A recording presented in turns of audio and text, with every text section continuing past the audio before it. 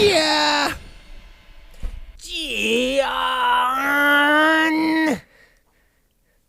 Moxley Cabana. I mean, you're going to delete all that anyway, so what does it matter? Hello, and welcome to Discover Progress, a show that used to be about solely Progress Wrestling, but now David's a big fat jerk. Why do you throw me under the bus? Hey, I did it right, though. Kind of. Yeah. Kind of. Did it justice. Just all right up in there. What if I had a whole thing that I was going to say? Well, then do it. And you just walked all over it. That's what I do. It is what you do. It's not news. It's not news. No, I don't have. I wasn't going to say anything. Let's get the housekeeping stuff out of the way. Follow us on Instagram and Twitter at Disc Progress. The Instagram being the Adam Show. That's that guy. That's me. And the Twitter show being the David Show. That's this guy. That's you. Me. Yeah. Also, wherever you're listening to this, you can find it anywhere else too. That's just the way it works. We are basically everywhere, and wherever you're listening, make sure you subscribe. Make sure you rate, you review those things. If you're on YouTube, you can even comment. Castbox, you can comment on as well if you want to start a discussion. Ooh. We may or may not answer. That's up in the air. As the tagline used to go, welcome to Discover Progress, the podcast that used to be about progress wrestling, but one of us has commitment issues. Those commitment issues they follow through on social media sometimes too. Yeah. Actually, Adam. I took a picture. I completely forgot to post it. And then I was doing other work, so I completely overwrote the copy-paste. I didn't want to go back to find the picture. I was so excited, too. Unbelievable. So excited. It was such a good picture of Marcel Bartel. Oh, yeah, that's right. I was like, what was it? It was Marcel Bartel. And his cutting a silky promo. smooth voice. Yes, his silky smooth voice. Yeah, so we've got some things to talk about, friends. Lots of things. Why don't we start with, since you mentioned Marcel Bartel, and since you have commitment issues and you don't have a question of the day. That's true. Shout out to Scott's Blog of Doom. Sounds legit. Yeah. Scott's Blog of Doom, the official blog of Doom of Discover Progress. Yes. NXT UK results. Okay, you got them up. To find the card, I just this one will work. So let's get down to business with that because, as you mentioned, Marcel Bartel, Imperium came out. All of them were there. They were all there. In full I was force. very confused because I thought we were watching NXT and not NXT UK. You're like, wait. And then I was like, oh, shit. Yeah, we're watching a different show. They're all there. They were in full force, which actually this week on NXT, they weren't there. Yeah. So, but nice. someone else was there who was on NXT UK on NXT, but we'll get there. Did you forget? You did momentarily, didn't I was like, oh, that guy. Yeah. You had to do the thing where you looked up and to the left to think. Yes. So, Marcel Bartel, Imperium. I like how we lead with Marcel Bartel. He's the best part of Imperium. Walter and Imperium. Let's be honest. He's one half of the best part of Imperium. Alexander Wolf's pretty great, too. They're all pretty great. It's a good team. It's a good group of. But they basically came out to be like, it was Walter. You talk about the heels in WWE these days, the heel champions, maybe just champions in general, throwing stones. Yeah. It was kind of one of those when, I guess it was Bartel that says he wants to address his kingdom. Yeah. Which the kingdom line was very much like, that's someone else who says that. Yeah, and those someone else's came out after a few seconds. Yeah, they let what they call him, Jolly Wally, get some lines in. Which, by the way, if you've ever wanted to see a team turned face in a matter of 2 words, when I think it was Mark Coffey, referred to Walter as Jolly Wally, it was game on. It's like, all right, the crowd was 100% behind Gallus. So that's the story right now. Is that Gallus? It looks like Gallus and Marcel Bartel and Fabian Eichner. I assume they will always be the tag team. Yeah. Might be the next clash over those tag titles. That'll be of course, a good Gallus. match. They are tag champs. Mm-hmm. Was that just last week? Yeah, it was just last week. Yeah, it was last week. They're not taking the foot off the gas. That's for sure. No, and then it looks like maybe Joe and Walter is the next sort of thing in line, which is fine. I like Joe Coffey. I want to see where this story goes a little bit more. They're both such similar kind of like factions in a sense. Like obviously you have Imperium that's like the mat is sacred, like that sort of thing. But just both being like these, I mean, when Gallus first formed, they were the monster faction, heel faction in they NXT were the biggest UK. dudes. excluding Dave Mastiff. Right. And as far Eddie Dennis, who's and just really tall. As far as, like a faction was concerned, I think they were British Strong Style, obviously. That was the whole reason they were formed, was to have a thing with British Strong Style. And then it was Imperium that wiped British Strong Style out, sending 2/3 of them all the way across the pond. Boom. There they go. Yeah. But the third of them had a match. He was in the main event, and it was a great match. It was a great match. Really good. It's just as good. Such great storytelling between Dar and Trent. Oh, for sure. But going back real quick to the opening segment, I thought there was some great promo work done. Of course, Marcel Bartel, I love how he starts every Imperium promo. Yeah. And then sometimes you get Alexander Wolf, and then sometimes you get Fabian Eichner, but it's always like Bartel to Walter. Yeah. And they're both, they're clearly the best talkers. Mm-hmm. Wolf's pretty good too. Eichner needs some polish. He's the weakest of the four, but he's also like good. He could eat it, which is funny to say when you see Walter as this monster of a dude, but Fabian Eichner can just easily be that like silent muscle. Yeah. Right. And you kind of buy it, right? Like, especially because that's sort of how him and Eichner came together. It was Eichner that was talking, and then, Bartel. How Eichner and Eichner came together. Weird. How Eichner and Bartel came together. It was Bartel that was doing the talking for the most part, right? So it is kind of weird to be like, yeah, he's the silent muscle, but then there's Walter, who's like twice the size of him. Not quite, but Eichner is literally almost all muscle. Oh yeah, he is impressive to watch. Yeah. So am I a little bit disappointed in the direction if Joe Coffey is the next guy for Walter? Maybe. We'll see what they do. We're just holding out hope that we get David Starr or Eddie Dennis. That's never going to happen. He's just because he says he's independent doesn't mean it's just not. WWE could throw like a ton of money at him. He'll sure come they over. could. He'll show up. And, or Robbo. Yeah, it's never going to happen. Or Marty. Marty is like outside of his friends, I feel like Marty is the most realistic option out of those three. Yes. Because the crowd would go bananas. I think they'd go bonkers for Robbo or Starr too. I just think in a different way. Yeah. It would be electrifying. Yeah, and Marty also Scurll showed up. Also, the character that Marty Scurll, like just the villain, if he came as the villain, I would fear bad. I would fear that they change his name. Yeah, and but who knows? Who knows? I think he's a big enough name that he doesn't need to worry about that. Especially, actually, I don't know. Do they really change anyone's name that goes straight to NXT UK? I think Oliver Carter. Maybe. I don't know who I hadn't seen him. Wolfgang is Wolfgang. Joe Coffey was always Joe Coffey. The only thing they changed is from Iron Man to Iron King. Right. Mark Andrews, Flash Morgan Webster. Yeah, they were all Wild Boar. Yeah. I guess they took his other name away. Eddie Dennis, the Bomb. Well, no, he was still he was Wild Boar Mike Hitchman. Now he's just Wild Boar. Yeah, but when he debuted, he was Wild Boar Mike Hitchman. They didn't change anything. Yeah, Zach Gibson, James Strigg. No, I don't think they've actually really changed anything. No. I don't know. Marcel Bartel they changed, but he also went to NXT first. Yeah, I'm assuming Fabian Eichner they changed, but he also went to NXT first. Mm-hmm.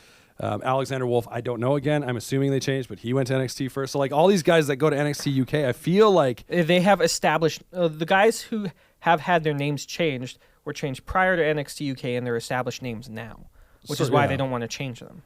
Bartel would be the argument against that, I suppose. Well, Axel Dieter Jr. Yeah, but he was literally second generation. Yeah, but he was on NXT. He didn't win a match. No. He was just. Yeah. I think he had maybe 2 matches on NXT before showing up on UK. Pretty sure Eichner didn't win anything either. Yeah, I don't think so. And he showed up in one of the cruiserweight. Yeah, in the cruiserweight classic, not one of the only one. Cruiserweight classic. Yeah, you need a new one of those.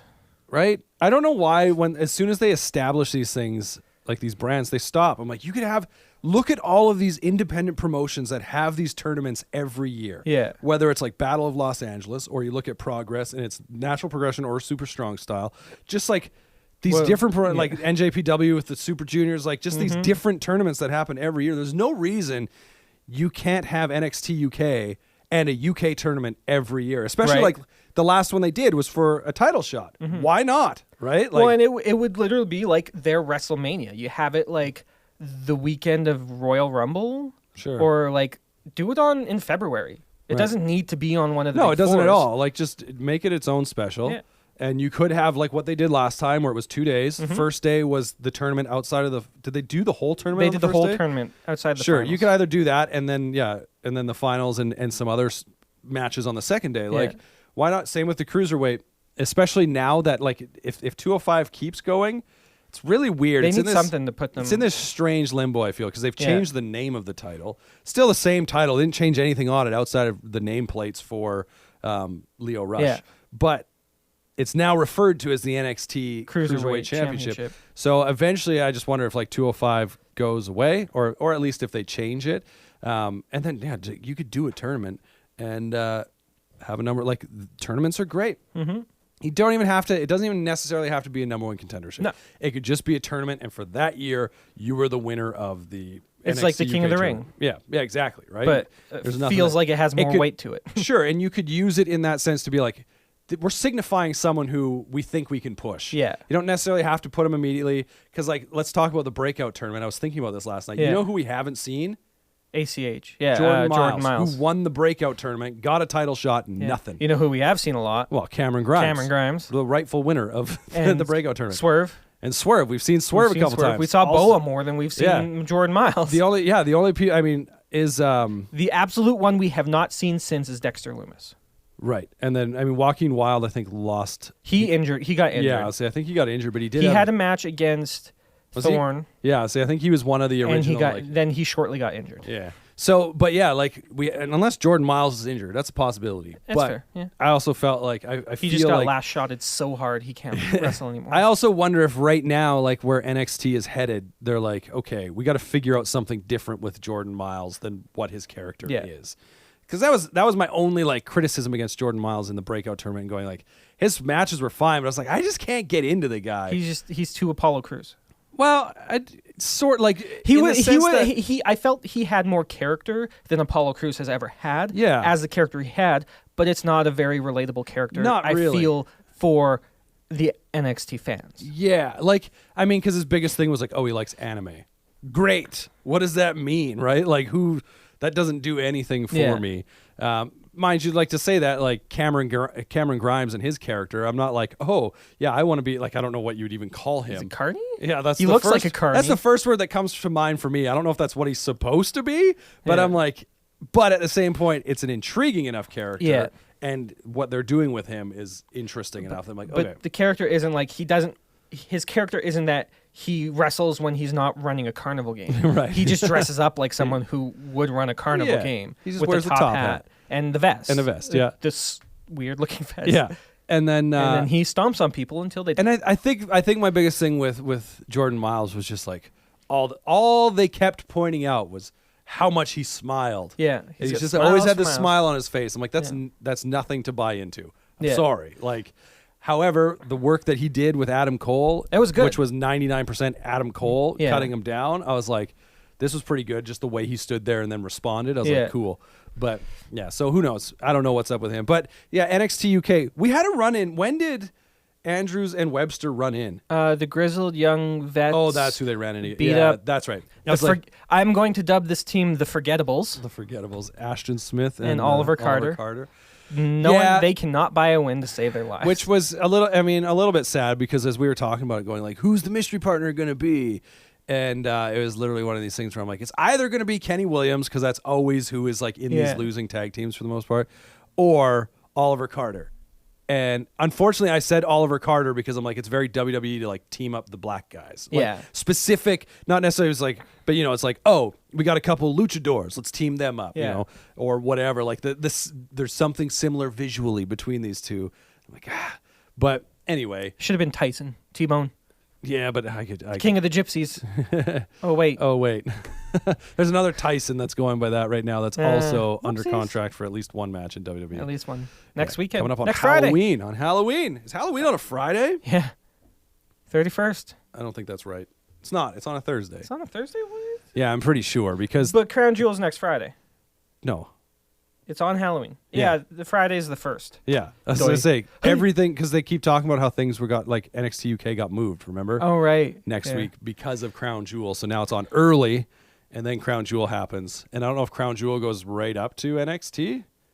I imagine it probably does. Maybe. Yeah, I'm not sure. I just know that NXT UK is on several hours earlier. It's not usually on at 1 o'clock here. I think it's on at 9 a.m. here now, that like next week, or 10 a.m. or something. But anyway, whatever. And then our main event for NXT UK was, as expected, a great match between Trent Seven and Noam Dar, both of whom I love. They're great. I mean, I think I like Noam Dar more, just like his character is way. Yeah. It's just, I love how intelligent they portray his character, but how much of a twat he is. Yes. About it. He's just accurate description. He's insufferable. Yeah. And it's awesome. Yeah, and Noam Dar has always been good for his like. I mean, his of a character. Yeah, his in-ring work has always been good. There's no complaints about his in-ring work. Yeah. I don't know that he necessarily does anything like with his actual, work and his move set that sets him apart from anything necessarily. But he's very good at getting the crowd to react. Yes, and his interactions with the crowd and his interactions with the wrestlers in the ring in the middle of a match. Mm-hmm. Like he's also a great promo cutter. There's no doubt about that. But he brings that into his matches, and it just takes it to a whole nother level of entertainment. And yeah, this match, Trent Seven goes over with what I thought was a great finish and kind of a send-off. Yeah. Not for him necessarily, because I don't know that he's going anywhere. But it was this whole story, like Noam Dar was like, "Oh, rest in peace, British Strong Style. Imperium took you out. Yeah, wah. And Trent Seven, you're all alone. You don't have any friends anymore." And then in the end of the match, he does he's bop and bang. And then he snaps the fingers. But what I loved was Tom Phillips was like, "That's for Tyler." And then he snaps the fingers. "That's for Pete." And then he hits the Birmingham Hammer, which, okay, wait. All this time, I've been calling it the Burning Hammer. Yeah.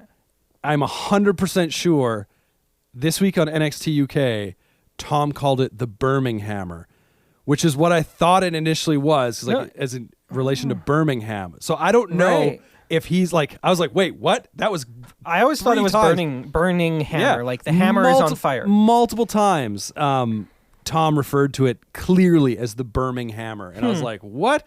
Wait, that's what I initially thought it was. But then I was like, nah, that doesn't sound, yeah. It's a good move, though. It's a good finisher. It's basically a reverse DVD, Death Valley Driver. Yeah, basically, yeah. Let's see. Well, there's a company called Birmingham. Do they sell hammers? I don't know. Yeah, I don't know. I don't know if it was just this thing but it's also like changed how it's spelled. It auto-corrected, unless I spelled it wrong. I must have spelled it wrong.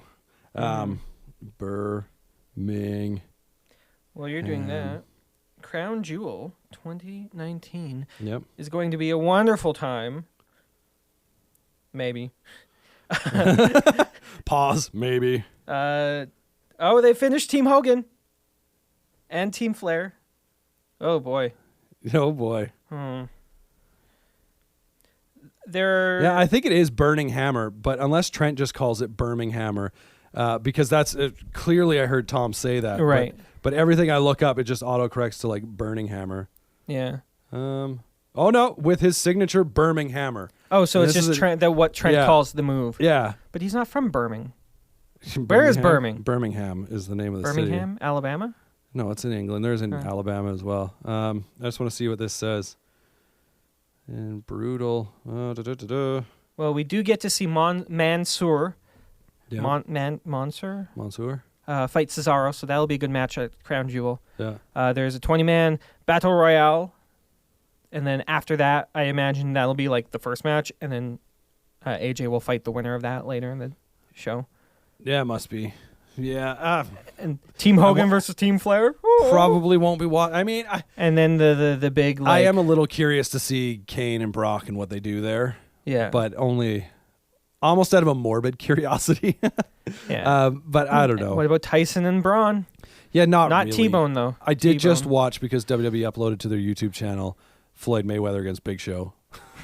Which was the dumbest. I was like, I'd never seen it before, right? Yeah. And so the thing I hated about that, it was like this great, I was surprised, like, holy, Floyd actually took bumps.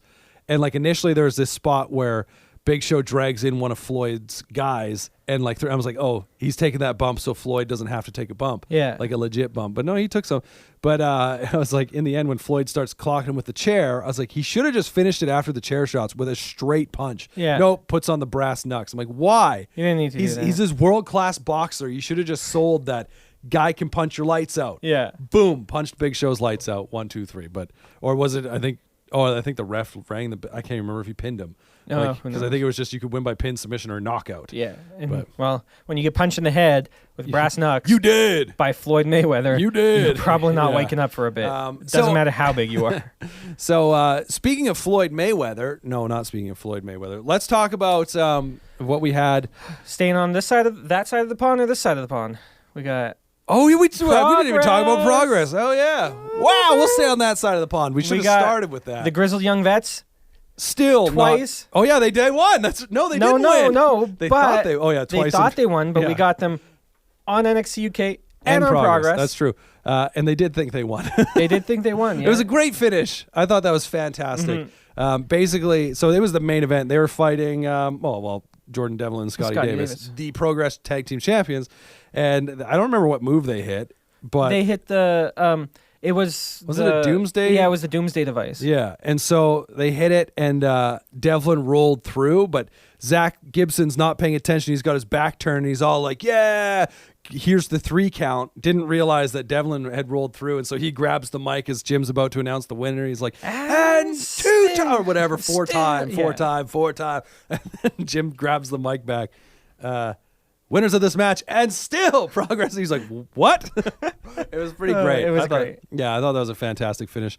But let's talk about the match of the show. One Sin Cara. No. Sin Cara Noir. No. Cara Noir. No. What's your match of the show? Tony Storm versus Danny Luna. Yeah, it was good. That was a good match. That was a good match. Okay, but briefly, let's talk about that for a second, because Danny Luna did get the win. I believe it was by roll-up. Yeah. But Tony Storm put her over like mad afterwards. Yeah. So she cuts this promo about, like, I've been having a tough time lately or whatever. Haven't been here for a while, but you need to go and you need to beat Mako Satomura. Because if there's someone in the roster who can, it's you. It's you. And then they cut to a video. Oh.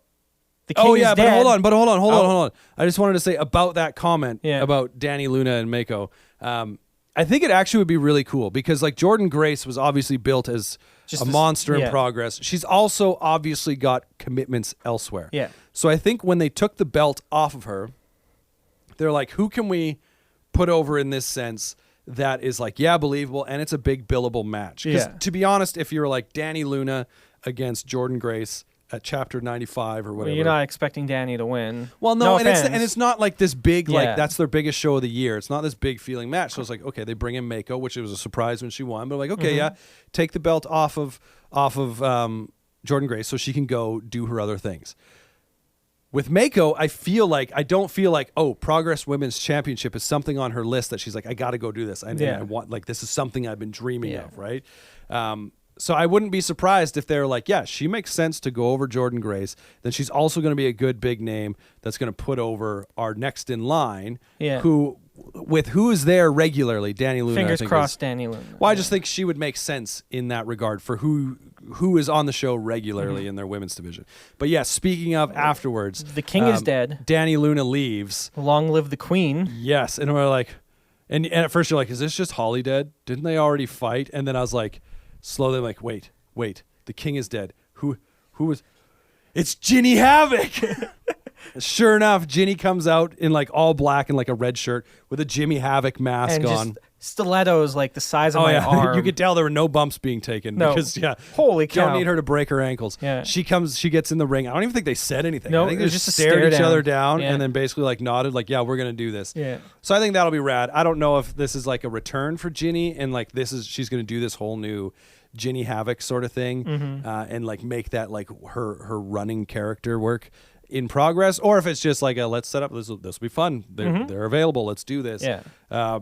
So that'll be fun to watch. And it was a great little moment. The crowd didn't I don't think really reacted it with the stare down the way they were hoping for. Yeah. Like it looked like there was a bit of a tough time getting the crowd because I think they were split like with the chants, but getting them to like really get it going. Yeah. Genie Havoc, Tony Storm. Yeah, which is like something you can also say about the current set of tapings for NXT UK. The crowd has been off. It has been very off. And I don't know think it's just because I think those tapings were also in Manchester, and this Progress show was in Manchester. Yeah, I don't know if it's the local crowd thing or if it's just like, or if it feels more like the venue they're in on NXT UK is a little different. Weirder, but yeah. Who knows? I but actually anyways, like that venue. Like, it's neat having just the stage be flat towards the I kind of like that. ring. You know what I miss though is like when I was so pumped about NXT UK, I was like, imagine some of the great like venues they may go to. And just like the old architecture. Yeah. They've done that once or twice. I don't remember where. But I think maybe one of their first tapings was in like Camden, maybe. Yeah. I don't remember the building they were in, but it was just like this brick facade in the back. I was like, those will be awesome. I want to see more stuff like that. Like, right, and kind of generic stadiums and stuff. Yeah, they are. But I mean, I'm sure those things are booked like super far in advance. So it's not like they can do that all the time. It's possible, or if they're, who knows? But anyway, it was that Genie Havoc thing. I hope we get a little bit of that, not just a one-off, but I'm sure it'll just be a one-off. And then now let's get to the match of the show. TK Cooper. That was a thing too. I love me some TK Cooper. Oh, we did have. Well, we shouldn't skip over Paul Robinson though and Travis Banks. Oh, jeez, yeah, that was a good match. Travis First Proteus Banks defense. A knockout. Yeah, it was a knockout. Yeah, it was a knockout. Yep. And you have to win by knockout or submission. Yep. That's it. There's no pinfalls here. And I'm glad it's not like a last man standing sort of knockout. Like, oh, you got to answer the count of 10. It's legit. Ref checks you. Oh, you're out. Match over. And it was a good match. Two hard hitting guys though, right? Two also like recently heels that they're turning face. I don't know what they're doing with them. Well, because we did have a run in from TK at the end. He was like he looked like he was crying and like apologizing to Travis and helped him up, and then wonk. Yeah, because he's the headbutt messiah. Yeah, not the messiah of the headbutts, because that's. Is he? I thought it was the Messiah of the He's headbutt. the headbutt Messiah. That's funny. But anyway, so he hits him with a headbutt. So they're still doing that there. I'm like, I suppose like Travis is turning face here. I'm not sure. And there was a moment on NXT UK. I was like, are they about to turn Travis heel? Right, because he fought Ligero. Yeah, and they shook hands or whatever at the end, and I kind of expected him to just like boot him because they double pinned each other. That's right. Yeah, that was actually a decent match too. Travis Banks, I've said this before about him. Like I like his work. Mm-hmm. I just can't. Again, like there's no character that I buy into. He's intense. That's his character. Yeah, but it's not. He always is camping. They need. He's intense. They gotta show that better, right? Like I get that in the ring, but I'm like I have zero things to invest in. Otherwise, but he had a good match with Paul Robinson. Paul Robinson's still Proteus champ. I'm interested to see where that goes because I think like that rule stays in place as long as Robbo is champ. So, Cara Noir, Ilya Dragunov, two guys who I think should form a tag team. Except for their entrance would take half the show. So they start the entrance for them, and then start the first match. I think, by the time they get to go on, I think how they should do it. Cara should come out and do his whole entrance thing, and then when the song like crescendos and he like starts throwing the wings back and whatever he's doing his thing, that's when Ilya's music should hit. Like so, it should instead of the crescendo, it like builds, and then like Ilya's at the top of the ramp going crazy. Oh man! And Cara's in the ring still going nuts until he throws his back. Dragunov's Progress music is so much better. Yeah. However, his NXT UK music would fit Cara Noir better. That's it's true. More classical, and he does come out doing like the like violin sort of thing. Well, I think he's like conducting, one of the two. Yeah. Oh, I think actually no. Walter would do the violin on the championship. Oh yeah, that's right. Yeah, no, Ilya conducts, but it was such a good match. Yeah, there was one point where Ilya went for a torpedo Moscow, and then Cara turned it around to the blackout. And then Ilya was able. Yeah, he gets to the ropes. I think it is. Yeah. To break the hold. And then Cara goes to do that again, but Ilya just he's just standing there and then like jumps forward, up and forward, like up then forward, moves forward into the Moscow. Like it was like he went up and then just like shuffled to the left, sideways, and for the such a good match. And I'm excited to see how they use Cara Noir because I believe he's a regular now. He's officially, at least got a number of shows booked for Progress, whether he's like a Progress wrestler or if it's like an Eddie Kingston thing where he had 5 or so shows that he did. I'm not sure. I'm going to want to watch them all. Yeah, no, he's so good. And the only thing is I've never actually heard him talk, so I'm curious if he talks. If he talks. Or is he a silent character, silent assassin? Yeah, we got to see Pretty Deadly pick up a win as well. Yeah, that was good. But yeah, it was all in all, it was a pretty good show. It was only like 2.5 hours. That's nice. Easy. It's easy to digest. It's way better than the Natural Progression series, which is it was like 2 days. 2 days, almost full 2 days. But it was all like that's the thing is like with something like the tournaments, Natural Progression series. No, Natural Progression series was 1 day. Oh right, no. Super Strong Style was 2 days. But it's exhausting. Super Strong Style is exhausting to watch. Oh, but it's so good. Yeah. Because like that's the one thing is like. And we'll get into AEW right after this because it's one of the complaints I've had about AEW. But when you have like a tournament, yeah, all the matches should feel ridiculous. I feel right. Like it's all right to throw in the odd one where it's like, oh, he literally just got his clock cleaned in the first 10 seconds. Yeah. But for the most part, these guys, it would make sense for them to be just like laying it all out there, right? Mm-hmm. Because if you lose, you go home, and like that's what. Super Strong Style is much in the same way of Battle of Los Angeles and other tournaments like it. Yeah. And it's just like insane wrestling to watch. But that's not what they're doing every show. Whereas talking like switching gears now and talking about over here, AEW and NXT. AEW, I thought actually this week was pretty good. The one complaint I've had for most of it is like it feels like every match they're sending out there is like a pay-per-view quality match, which I can understand people be like, but isn't that what you want? Like you want these exciting matches every week, and which is fair if that's for you. I just find like for me, I'm like it gets a little tiring. There were some legit standout matches on this week though. Mm-hmm. First and foremost, I don't really like them, but SCU and their match against Dark Order, like I like Dark Order. SCU, I'm kind of like, It's actually mostly Christopher Daniels that kind of tires on me a little bit, and their music is absolute trash. But that match, especially when it followed the Lucha Bros versus who'd they fight? Private Party, which was a spot fest, right? Yeah. And spot fests are fine. I don't mind those either. But when you follow a spot fest up with like what I would say more of a legit classic tag team match, I just went, yeah. The Stu Grayson still flipped over the ring post. Yeah, I think it was Stu that did it. Yeah. And he, it wasn't Evil Uno. No, I know, but I couldn't remember if it was someone on SCU that did. No, it was But Stu, yeah, like Stu flips over, like he still does a big spot, but it wasn't like, and later in the show when we see Young Bucks and Best Friends, it's similar to Lucha Bros and how frick, I just want to say Lucha House Party. Lucha Bros and Private Party. Another kind of like where they just like follow up one spot after the next. Yeah. Whereas, there's a little more, for me anyways, in the SCU match and Dark Order match, there's a little more psychology involved, which set that match apart. You were going to say something. Well, I think that's the inherent problem with the style that like the Lucha Bros and the Young Bucks kind of have is it's exciting to watch, but there isn't a lot of storytelling, I feel, inside in the ring. I can see that. I feel like Lucha Bros are out of all of those teams are the ones that are more capable of being involved in those. Yeah. So I'm interested to see SCU and Lucha Bros, as much as it was telegraphed from the first round of the tournament on that was going to be your final. I'm interested to see how they work together, because that can be a thing of beauty when you have like these more psychological storytelling performers, whether it's one-on-one or tag team or whatever. Yeah. And then but they're facing off against someone who's like a spot fest. Yeah. And I'm interested to see how those kind of come together. And you can say what you want about them giving it away on TV and not at the pay-per-view.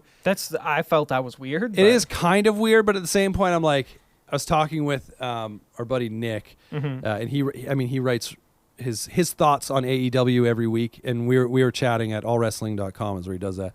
We were chatting and saying, he's like, I feel like they are like blowing their shows out right now at the expense of the pay-per-view.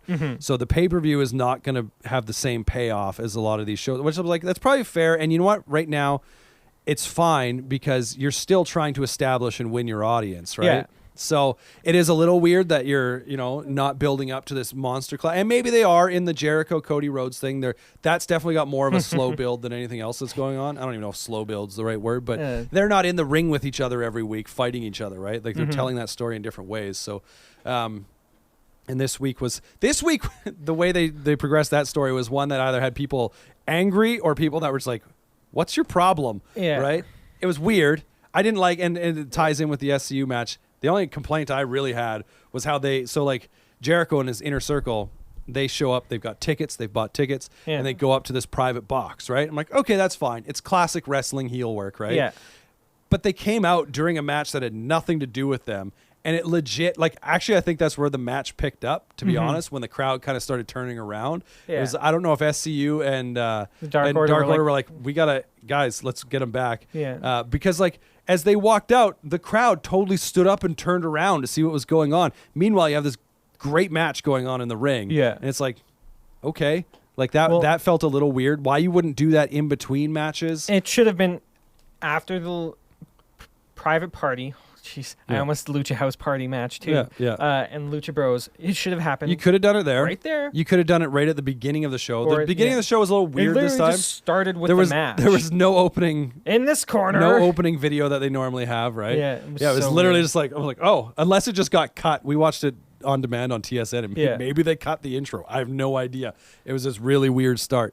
But the fact that they came out during that match, I was like, that's a little weird. You could even go further and say, if they rescheduled or structured the show a little bit. No, I think, because when did that? I'm trying to think. Did that happen before Kenny and Joey or after Kenny and Joey? Like the Cody interruption. After Kenny. So why didn't you have them come out during Kenny and Joey? Yeah. In the sense that Jericho has a history with Kenny Omega at least, right? There's and the whole thing is it's the inner circle versus the elite. Which I'm not. Yeah, but Kenny's not really part of the Cody elite. Plus his friends. It's kind of gotten weird now.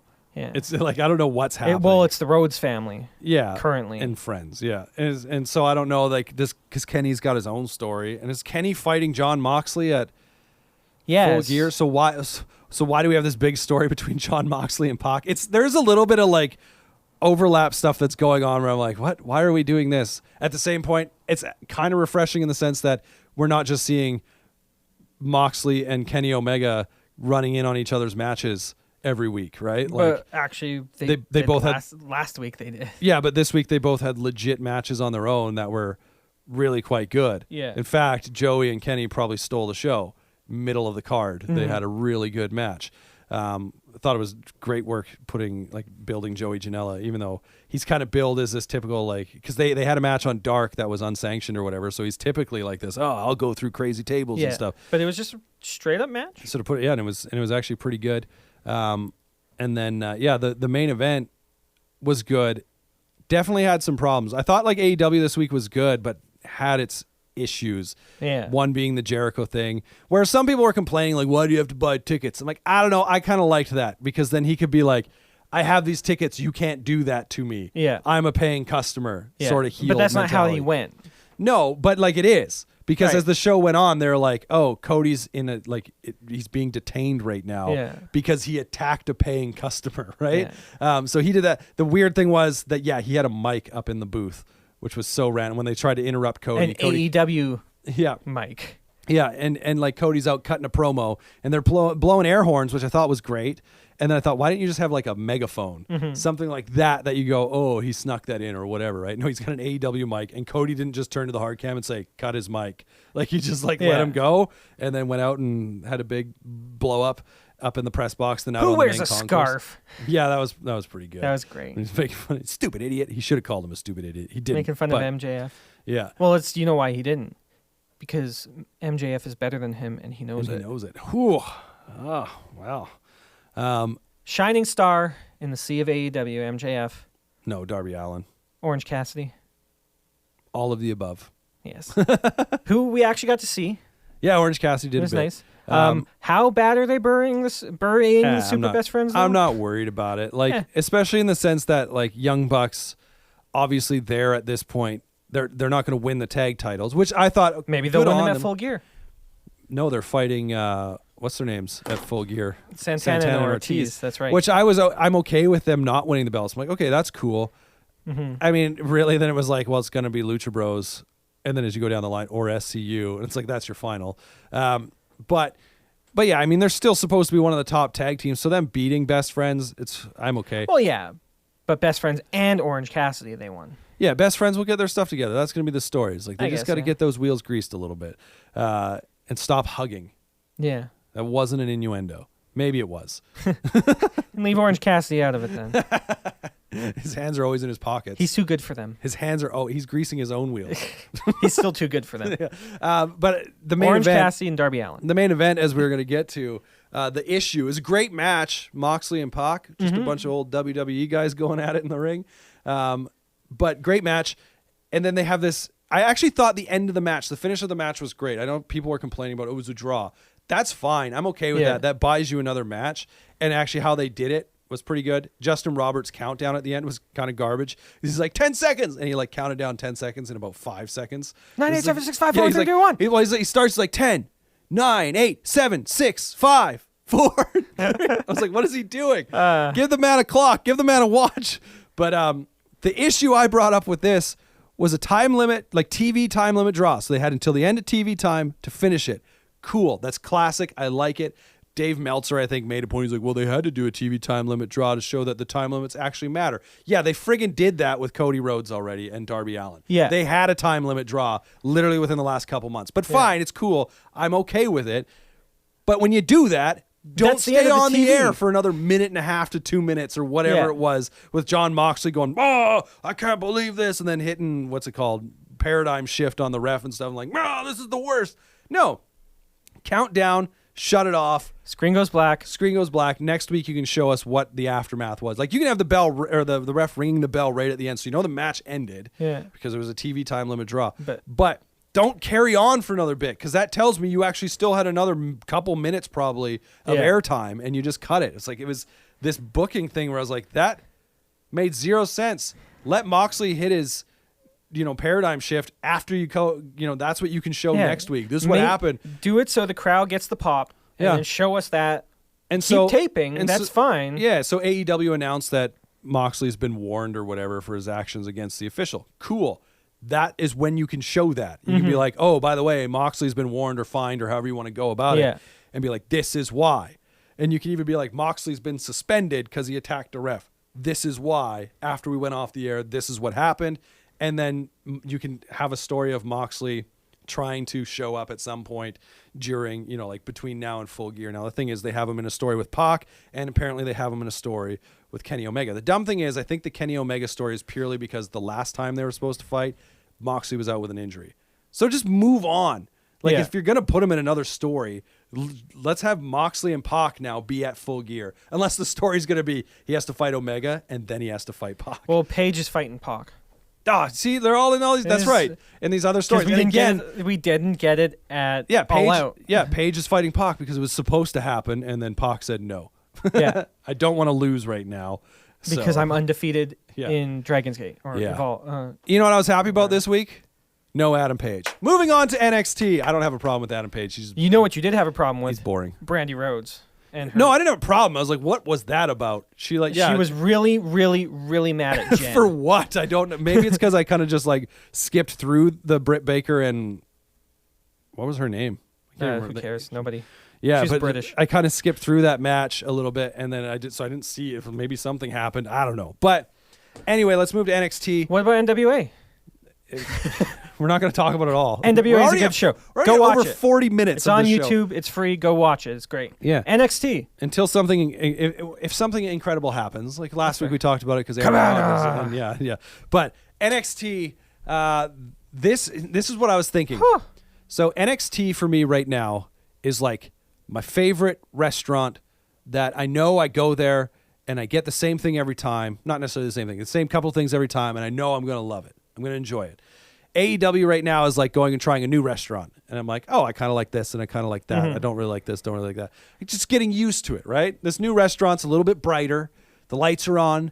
The booths and the tables are a little bit shinier. I don't know what I'm saying. NXT, though, this week, obviously, they finished that show with a bang. If AEW finished their show with a what?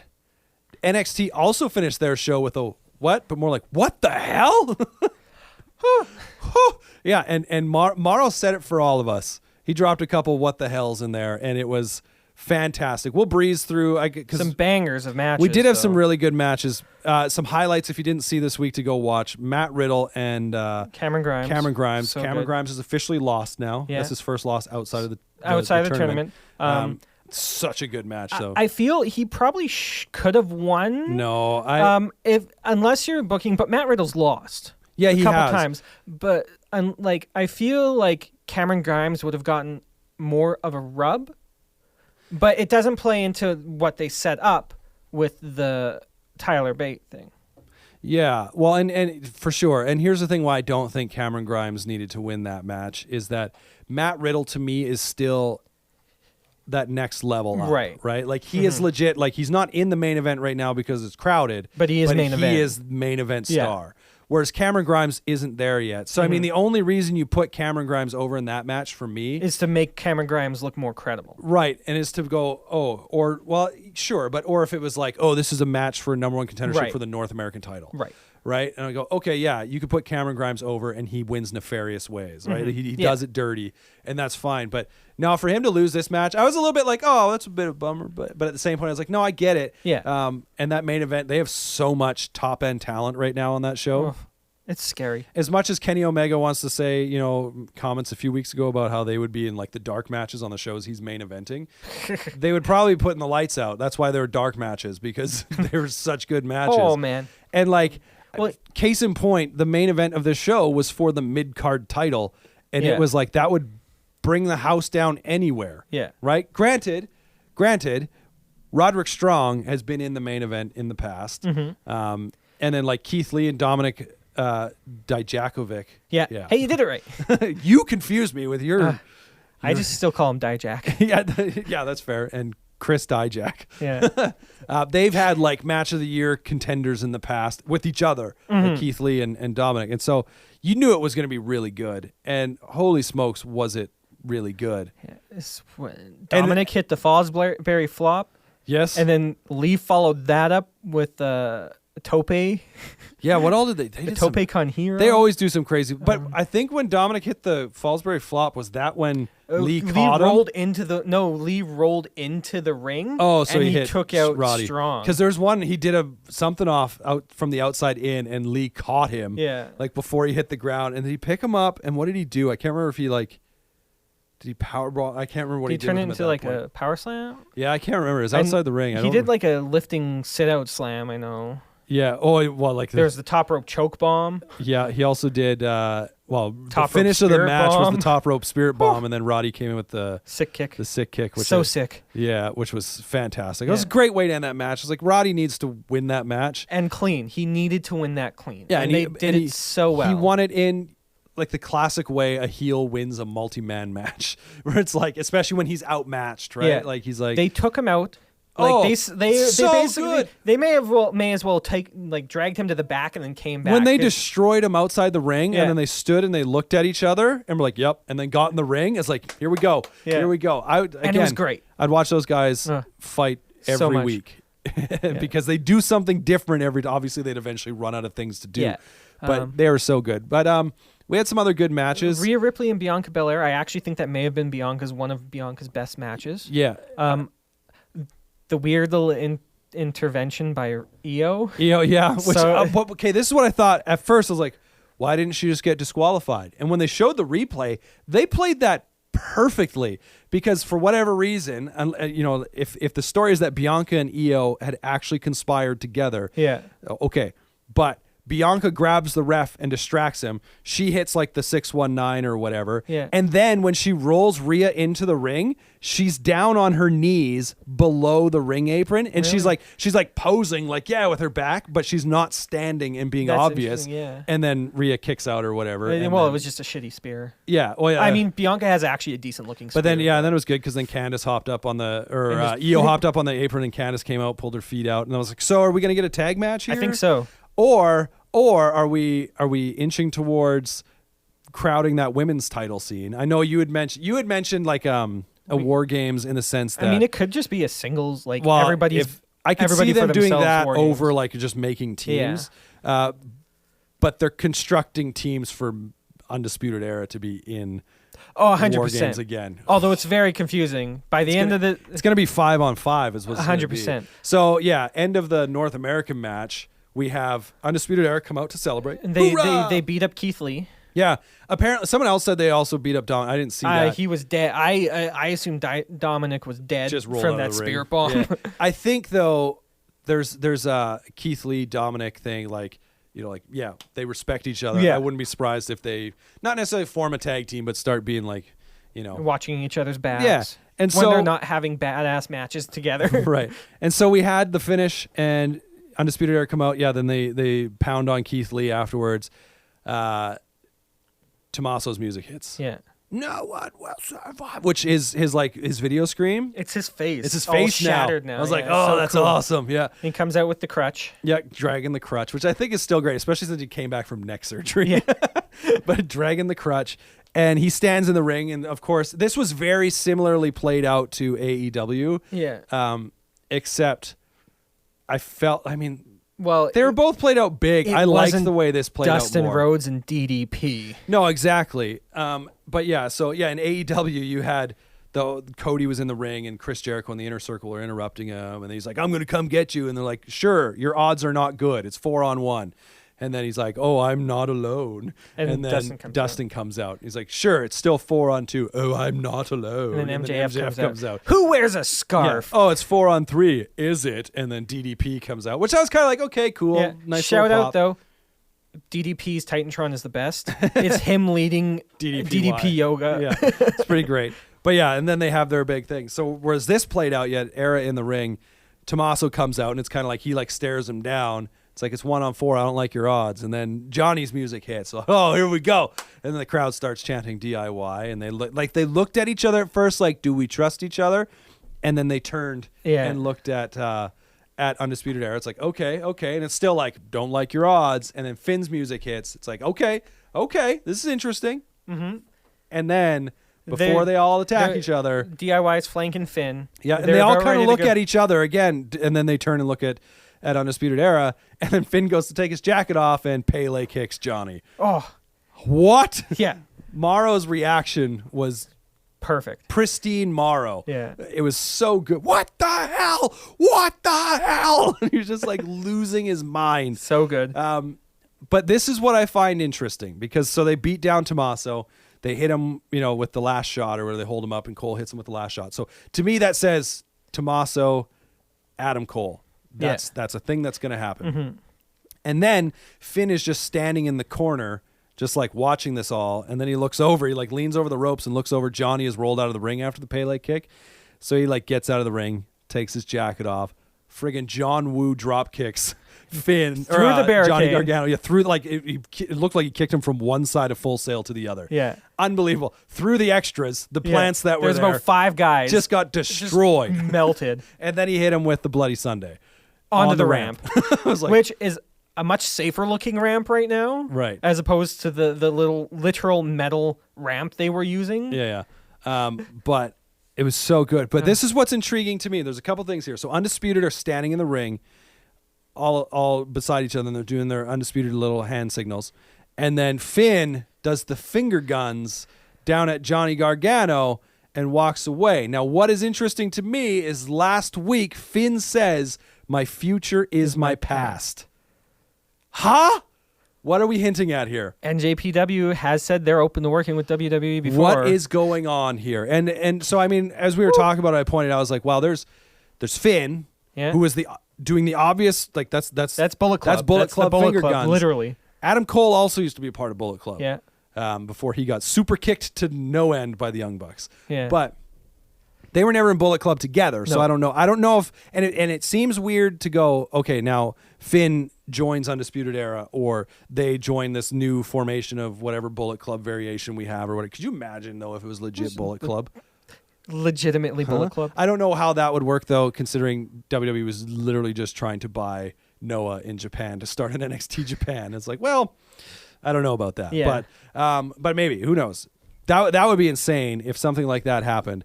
But yeah, the future is my past bit, the finger guns, because I don't think he's done finger guns in WWE. He's done the Too Sweet, but I don't recall the finger guns. No. But mind you, he's heel now. He's been face the entire time he's been in WWE. And, the finger guns isn't really a face thing to do. No. Is Kenny Omega going to have a problem? Because he does the bang. Yeah. Does DDP have a problem with Kenny Omega doing bang? I assume he does. He's talked to him in the back. But no, so NXT ended with a bang. Yeah. Now, this is one thing I want to say. I was thinking about this as I was driving over here today.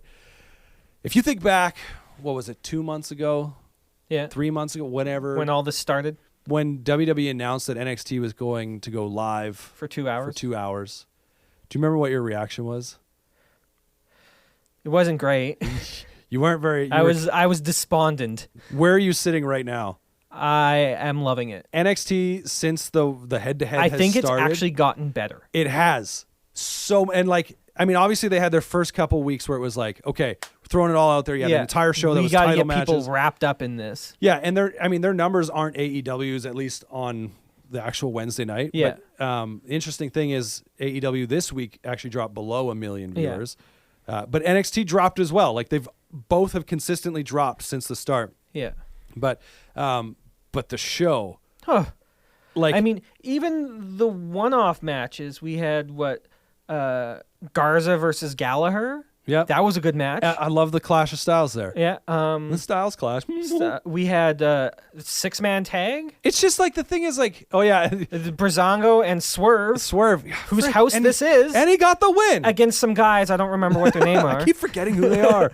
But here's the thing too, like Forgotten Sons, they've taken a step, right? Like, I feel like everyone's going, okay, you know. Yeah, they're not just shouting "We forgot you" anymore. Yeah, but like the competition is definitely, and that's on both shows because I think like AEW, while there's some, you know, like I enjoy the flow of NXT matches more for the most part. Yeah, like I mean, I wouldn't say that for sure. It wasn't a case where like, oh, every NXT match was better than every AEW match. Like, I would easily say match of the night goes to the North American match. Yeah, and then I might actually say next in line is SCU.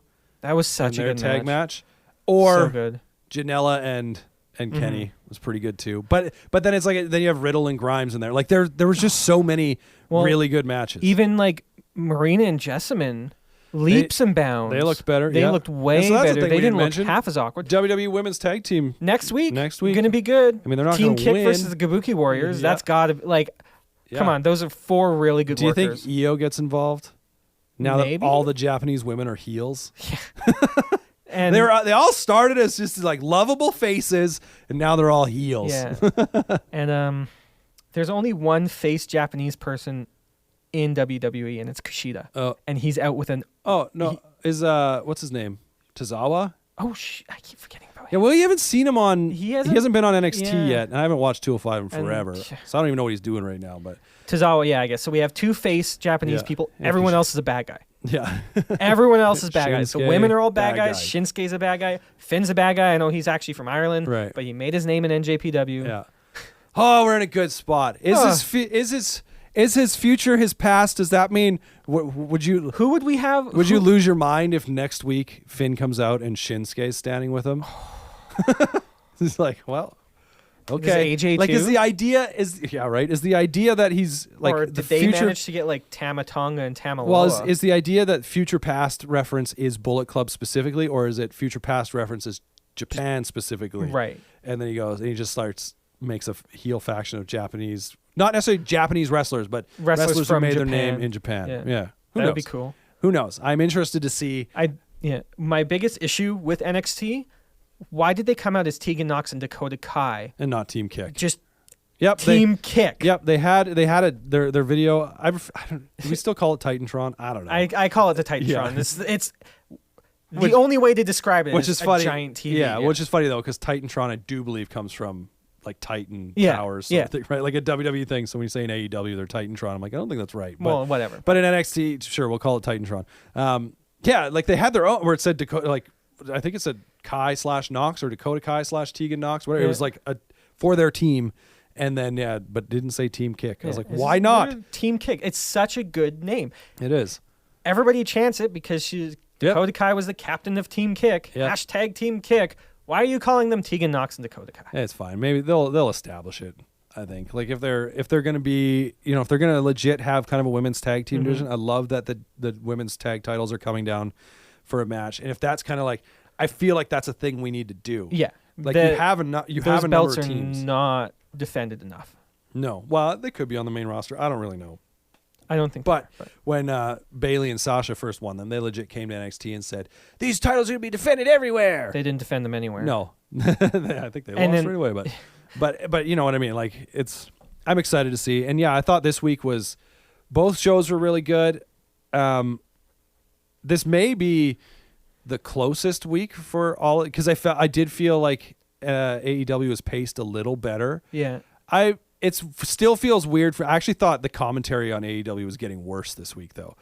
They felt very out of touch. Jim Ross and Tony Schiavone, I don't know if it's that they feel out of touch as much as to me it did. Like when Cassidy was doing his shtick with the Young Bucks, it really seemed like they didn't know what to do. Yeah, which is I think is kind of fine. Like they can play the old. They didn't seem to understand Orange Cassidy's gimmick at all. They can play the old guys a little bit, but they are super obsessed with the quality of pinfall attempts. Yes. That was not a very good pinfall attempt. Oh, that was a great pinfall attempt. I was like, or a great cover, not a very good. I'm like, whoa. And they even said at one point, they're like, I forget which match it was in, but they're talking about how Tony Schiavone is like, I'm just impressed at how well they're getting out of all these pinfall attempts. Why is this your obsession? Like, what? Why? I feel bad for Excalibur sometimes. Yeah, well, that's what I said from day one. I was like, man, if I could get a team that was Morrow. Morrow yells too much sometimes, but whatever. He knows when to yell, though. Yeah, there was a show like last week where I was like, it just felt like he was yelling the whole time. Last week was a week where NXT I thought just felt long. Like they had a lot of matches. This one did not. No, this one flew by pretty quick for the most part. But yeah, so you had that Excalibur, Morrow, and if it was just those two, or you'd add Nigel in there, I think it would be great too. But yeah, it was a good week for both shows. I think they're I think settling a little bit. AEW still feels huge every week, and that's what I mean when I come to NXT. I'm like, oh yeah, here's this crowd that we know. I didn't see Big Blue this week. He is on the other side of the ramp. He's not on the hard cam because I saw him when Angel Garza came out last week. He went for the kiss when he had the old lady kiss his cheek. Yeah. And he had a lady kiss his cheek this week, but it was on the other side of the ramp. Yeah. But anyway, you get into that, and I'm like, I like the way they're shooting it. It felt like the first week they were really trying to hide the size of Full Sail. Now they don't care. By dimming the lights a lot. Whereas this, I don't know if they lowered their hard cam angle a little bit, but there's times where I'm like, you're watching it, and I'm like, man, it actually makes it look like it's it is full, but just Full Sail. Yeah, Full Sail. Like a huge crowd in the sense that it looks like the way they've done it, just like a sea of heads. Yeah. I'm like, it's pretty great. And then, they'll cut and you're like, oh yeah, it's just like the one level. It's Full Sail, right? But I feel also, the crowd feels louder in NXT right now. Oh yeah. I mean, a lot of that's going to play into they're all just right there. Yeah. Well, and that's just it. Yeah. But the crowd just feels more into. Yeah. Yeah, AEW. NXT, the thing I like about NXT is typically you can understand their chants. Yeah. AEW, there was one, I forget which match it was in. I was like, what are they saying? I don't know. I was like, I could not. I think it might have actually. It was in the Moxley Pac match. And I was like, what are they saying? I can't. And I don't know why they're chanting. I don't think that anything specific just happened, but it is what it is. But yeah, it's good, man. That's gonna do it for this episode. We went long. Holy smoky balls! We've gone over an hour. Anyways, follow us where you follow us on Instagram and Twitter at Disc Progress. And wherever you're listening, make sure you subscribe, make sure you rate and review, that kind of stuff. And if comments are available, send comments. We'll reply. Yeah. Or at least I'll reply. Adam doesn't do it. I don't get the notification. Adam doesn't. Adam. Anyway, that's going to do it. So goodbye. Bye-bye.